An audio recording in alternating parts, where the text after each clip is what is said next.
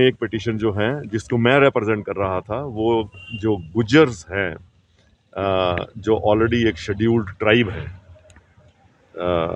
उन्होंने चैलेंज किया था इस कॉन्स्टिट्यूशनल अमेंडमेंट एक्ट को। दो पिटीशंस थी जिसमें जो हाटीज़ को जो शेड्यूल्ड ट्राइब का जो स्टेटस दिया था, उस अमेंडमेंट एक्ट को चैलेंज किया गया था दो पिटीशंस के द्वारा। उसमें से और वो दोनों पिटीशंस में आज जो कोर्ट ने ऑर्डर किया है, तो जो कॉन्स्टिट्यूशनल अमेंडमेंट हुई थी जिसमें हाटी को इंक्लूड किया गया था शेड्यूल्ड ट्राइब में, वो आज स्टे कर दी है कोर्ट ने। और साथ में जो स्टेट गवर्नमेंट ने नोटिफिकेशन इशू की थी अभी रिसेंट, वो भी कोर्ट ने स्टे कर दी। और अब जो मैटर है वो अब छुट्टियों के बाद आई थिंक 18 मार्च को लगेगा। शेड्यूल कास्ट लोग हैं वहाँ पर, शेड्यूल कास्ट कम्युनिटी में आते हैं, वो दूसरी पिटीशन उन लोगों के द्वारा फाइल की। हाँ, दोनों उसी एरिया से ही बिलोंग करते हैं। शेड्यूल कास्ट का बेसिकली क्या है, शेड्यूल ट्राइब्स कहीं के भी हों, जिस समय में कोई कम्युनिटी मान लीजिए कि उसको आप शेड्यूल ट्राइब डिक्लेयर कर रहे हैं, तो आप काफ़ी सारे लोग ऐसे हैं और ऐसे होंगे जिनको आप शेड्यूल ट्राइब के दायरे में ला रहे हो। तो मान लीजिए कि पहले 100 लोगों को इसका बेनिफिट मिलता था, तो अब जो और इंक्लूड कर रहे हैं उसमें 200 लोग हो जाएंगे। तो शेड्यूल्ड ट्राइब का जो फ़ायदा था वो अब उठाने वाले बहुत सारे लोग हो जाएंगे, जबकि वो उसको उस क्राइटेरिया को फुलफिल नहीं करते। तो इसलिए इससे शेड्यूल्ड ट्राइब्स भी अफेक्टेड हैं, चाहे वो पूरे स्टेट के हों, और शेड्यूल्ड कास्ट भी अफेक्टेड हैं। मैं ब्रीफली आपको इस केस के बारे में ब्रीफली थोड़ा बता सकता हूँ। शेड्यूल्ड ट्राइब स्टेटस को ग्रांट करने के लिए एक क्राइटेरिया बनाया गया है, और वो क्राइटेरिया है जिसको कॉमनली लोकल कमेटी क्राइटेरिया के नाम से जाना जाता है।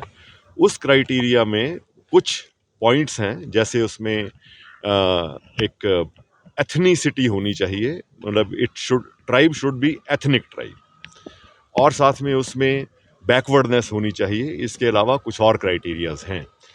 तो जो पिटीशंस में जो क्लेम किया गया था कि हाटीज जो हैं वो बैकवर्डनेस का क्राइटेरिया भी फुलफिल नहीं करते हैं, जिसमें से एक ये है कि इकोनॉमिक बैकवर्डनेस भी होनी चाहिए। और इस एरिया में एक विलेज ऐसा है जो एशिया का रिचेस्ट विलेज माना जाता है। तो इकोनॉमिक बैकवर्डनेस का इसमें क्राइटेरिया फुलफिल नहीं होता था। उसके अलावा लिटरेसी रेट जो इस एरिया का है वो नियरली 80% के आसपास है।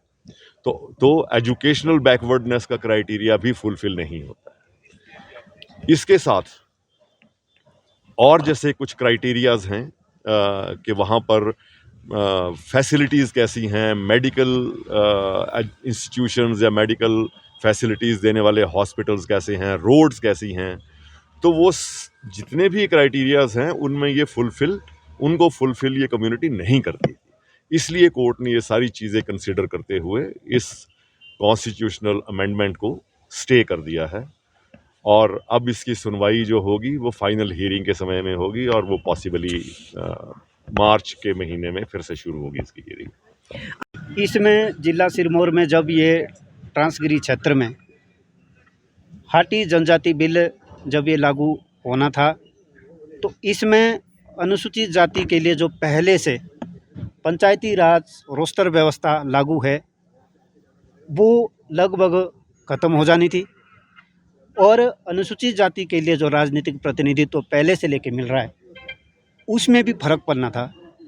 और साथ में अनुसूचित जाति के विकास के लिए जो हमारे समाज के गरीब लोग हैं जो अभी तक पिछड़े हैं, उनके विकास के लिए जो करोड़ों अरबों पैसा आता है वो राशि भी नहीं आनी थी। इस तरीके से ये सारा इफेक्ट होना था।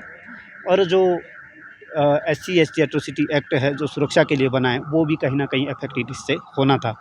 इसीलिए हम सभी लोगों ने, समाज के सभी लोगों ने ये सोचा कि माननीय न्यायालय का दरवाज़ा खटखटा जाए ताकि हमारे राइट प्रोटेक्ट रह सके। अनिल कुमार मंगेट, अध्यक्ष अधिकार संरक्षण समिति जिला सिरमौर।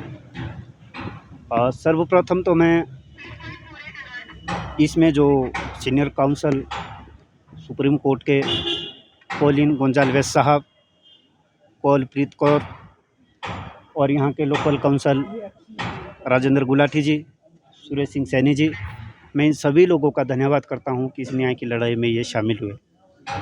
और माननीय उच्च न्यायालय में जिला सिरमौर के गरीब, शोषित, पिछड़े, वंचित समाज ने माननीय न्यायालय में याचिका दायर की थी, जिसमें हमारी मांग थी कि जिला सिरमौर में जो लाखों की आबादी अनुसूचित जाति की रहती है, उनके हक अधिकार सुरक्षित रहने चाहिए, जो भारतीय संविधान के द्वारा उन्हें पहले से दिए गए हैं एज ए शेड्यूल्ड कास्ट।